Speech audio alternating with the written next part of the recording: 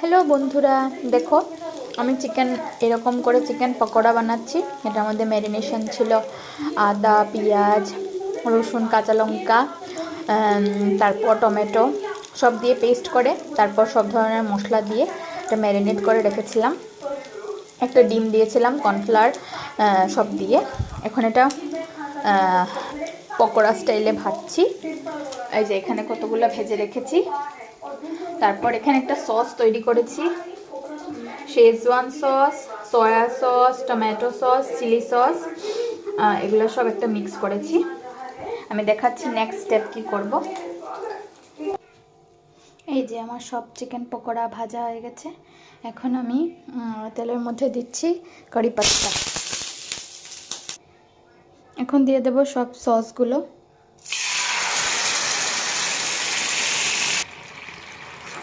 সসটা একটু নাড়িয়ে দিয়ে একটু ঠিক হয়ে গেলে ওইটার মধ্যে আমরা চিকেন পকোড়াগুলো দিয়ে দেব।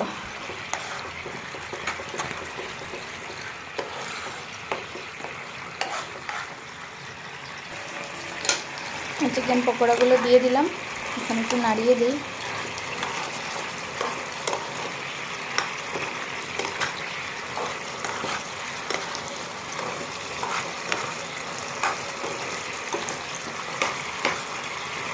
যখন পুরো সবটি কোট হয়ে যাবে, চিকেন পকোড়াগুলো সব সসের সাথে টস করে সব কোট হয়ে গেলে এটা হয়ে যাবে চিকেন 65।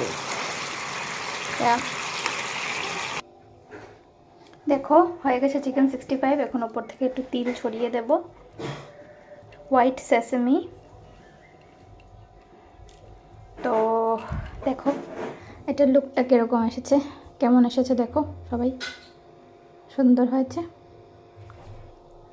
তাহলে আমরা খেয়ে নিই। টাটা।